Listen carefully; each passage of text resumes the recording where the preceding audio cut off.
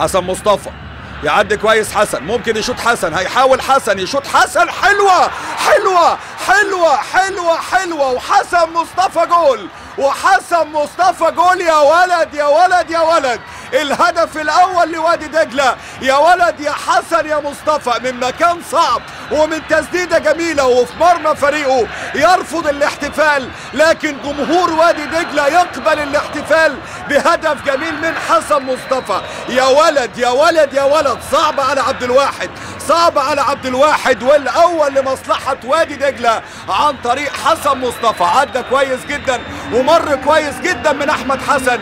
مين بقى قابل معاه؟ محدش قابل معاه، هو حسن مصطفى اللي بيسجل الهدف الاول لوادي دجلة.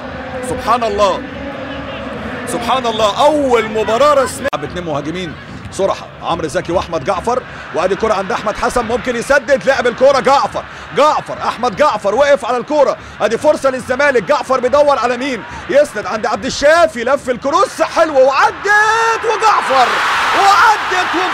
ايراد حظ ولا فدان شطارة، ايراد حظ ولا فدان شطارة مع احمد جعفر، مع احمد جعفر. الحظ دائما يبتسم، والحظ بيبتسم للزمالك وهو نازل. قلت الحظ فعلا. احمد جعفر بيسجل التعادل للزمالك بتسديده جميله جدا، هو اللي بدأ الهجمه وهو اللي حاول للهجمه، وقلت قد يندم والتر ميوس على التغيير، وبالفعل احمد جعفر. اهي الكوره ادي احمد جعفر سندها كويس جدا، بص عند عبد الشافي، اهي التحضيره، الكروس من عبد الشافي رجعت، واحمد جعفر في المكان المناسب، وعصام محمود صعب يعمل اي حاجه، صعب. يرجع الزمالك للمباراه، ونرجع احنا التانيين نرتب ورقنا ونقول ان مفاجآت الكأس قد تتحقق او لا، ولكن الزمالك فايف عايز يتوغل ويعدي، لعب وش رجله، احمد حسن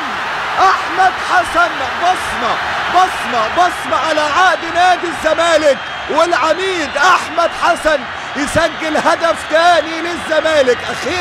اخيرا احمد حسن بعد ما حرجم وبعد ما حاول، والتاني لمصلحة نادي الزمالك. ادي عمرو زكي بوش رجله عدت من جعفر، لكن ما عدتش على احمد حسن، عبد الشافي بدأها وعمرو زكي كملها، ووالتر ميوس ندم بالتأكيد على تغييراته. ادي عمرو زكي وادي بوش رجله، وبص بقى الهد من احمد حسن في نفس الزاوية بتاعت احمد جعفر، لكن في العالي والزمالك طار. وهنا المرة دي يضغط كويس حسن امام ويسلم عند شيكا، يبدأ بقى شيكا يتوغل من وسط الملعب، فرقت سرعته مع الانطلاقة، ممكن البينية، هي البينية جميلة، احمد جعفر 4 على 1 و3-1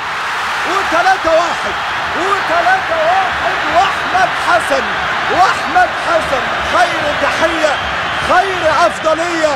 أحمد حسن سلام تعظيم معالي الباشا، قالوا له كده في تركيا وبكررها له في مصر مع نادي الزمالك. بيسبق أحمد حسن ويسجل الثالث، شيكا ضرب خط الدفاع كله، وجعفر كمل وعدى جعفر، العرضية فين؟ الهدف فين؟ الثالث للزمالك 3-1. أظن خير بداية لنادي الزمالك وأحلى بداية لأحمد حسن مع نادي الزمالك، يبقى الهدف الثالث لمصلحة نادي الزمالك.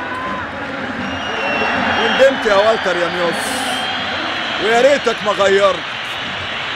صوت جمهور نادي الزمالك بالتأكيد رائع، وأدي انفراد